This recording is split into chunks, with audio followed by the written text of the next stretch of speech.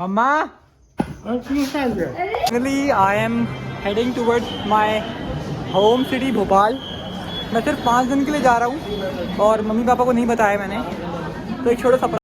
तो ये हूँ मैं हज़रत निज़ामुद्दीन रेलवे स्टेशन पर, दिल्ली से अपने घर जाते हुए, दिल्ली में अच्छा खासा टाइम इन्वेस्ट करके, अपनी हेल्थ को ख़राब करके, मेहनत करके, अपने दाढ़ी बाल ना काटे, अपने घर जाते हुए घर वालों को सरप्राइज़ देने होगा।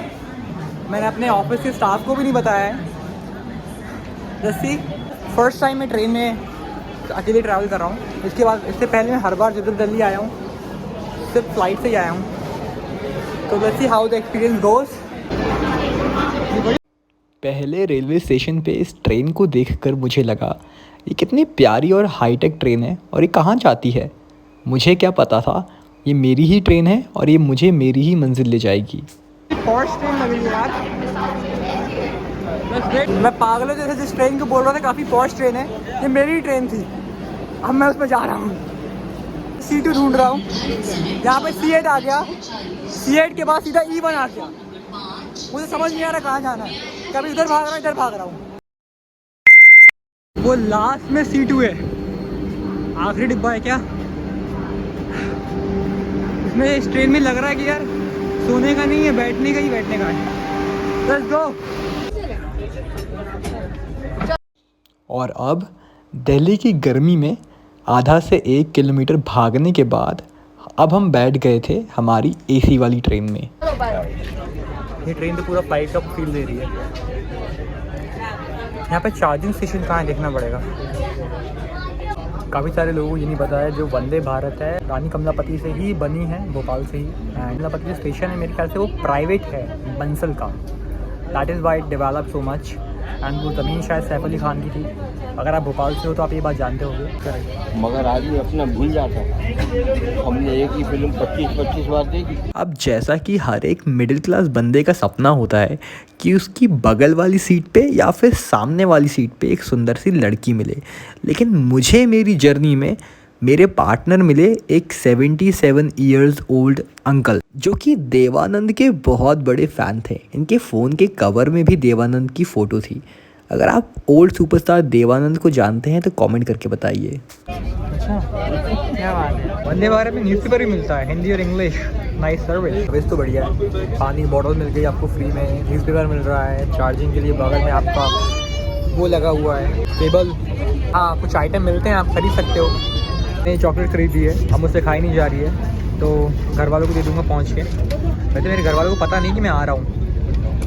लेट्स सी उनका रिएक्शन कैसा होता है, मज़ा आएगा देखने में। अच्छा अभी चॉकलेट खरीदने वाला आया था तो वो कैश नहीं ले रहा था, उसके पास चेंज नहीं था और मेरे पास ये डोंग पड़ा वियतनाम का जो भाई ने मुझे अभी दिया था। तो कहता भाई इसका मैं क्या करूँगा, उसको लग रहा है ये चेंज है तो मुझे ऑनलाइन करना पड़ा। सबसे अच्छी बात है कि यार इस ट्रेन में कम से कम ऑनलाइन पेमेंट ले तो रहे हैं। हाँ लेकिन एक बात है, जो इंडियन नोट है उनका जो पेपर यूज़ होता है वो बढ़िया है। वियतनाम का जो नोट का पेपर है वो उतनी अच्छी क्वालिटी का लगा नहीं मुझे। बट या ये 10,000 डोंग होगा। अब 10,000 डोंग इंडियन रुपीज़ में कितना होता है वो कमेंट सेक्शन में आप बताओ। तो सर्विस देखो आप वंदे भारत की, फ्री टाइम, चाय भी फ्री में मिलेगी। ट्रैवल कर रहे हो दिल्ली से भोपाल तो वंदे भारत मस्ट। बहुत बढ़िया ब्रांडिंग है यार। भाई तो वंदे भारत में खाना आ गया है यार। ये खाना तो नहीं लग रहा है, ये तो मुझे नमकीन लग रहा है। कोई नहीं यही खा लेंगे हम पेट भरने को। नाइट वाइट आज की पूरी ख़राब। तो हमें चाय के नाम पे गर्म पानी और ये दे दिया गया है। अब देखते हैं टेस्ट कैसी लगेगी। ज़्यादा नॉइज़ आ रही है। मुझे एक अच्छे अंकल मिल गए ट्रेन में जिनसे मुझे अच्छा खासा एक्सपीरियंस मिल गया। चश्मों के बिज़नेस के बारे में पता चला। नॉलेज लेना बहुत अच्छी चीज़ होती है। बिज़नेस आपको लेकिन एक ही करना है, हर जगह हाथ पाँव मारो तो तैर नहीं पाओगे।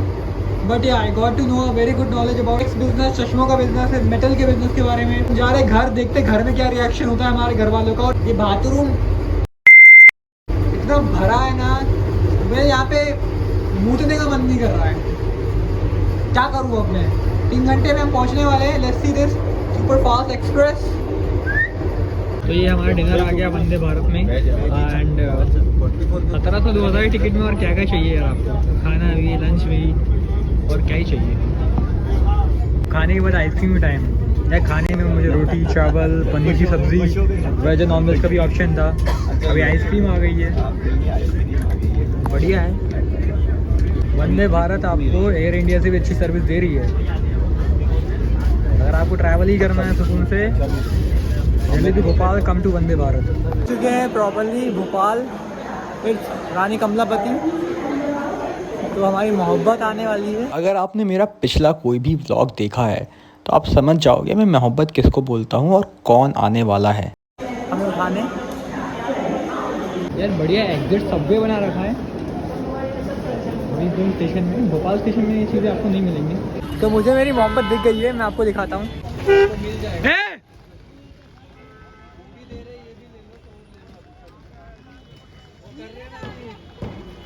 अपने बाप को भूल गया। ओके तो अब मैं अपने घर पहुंच चुका था रात के 11:30 बजे।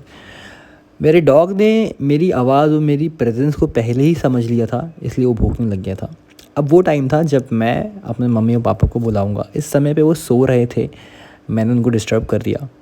बट डिस्टर्ब तो करना ही था मुझे, क्योंकि मैं बिना बताए जो उनसे मिलने तो सिर्फ आया था। मम्मा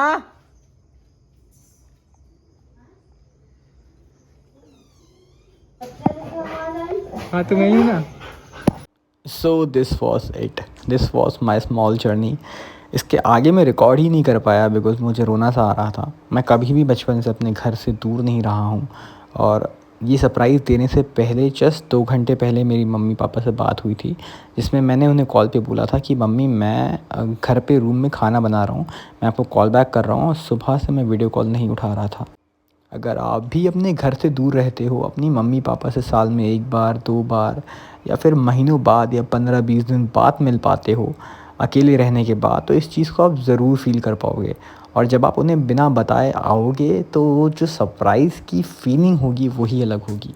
बस इतना सही सरप्राइज़ था, इसके आगे मैंने कुछ रिकॉर्ड नहीं करा। हाँ, अभी आपको 2 लोग से मिलना और बाकी है। और ये है मेरी 2 अज़ीज़ मोहब्बत।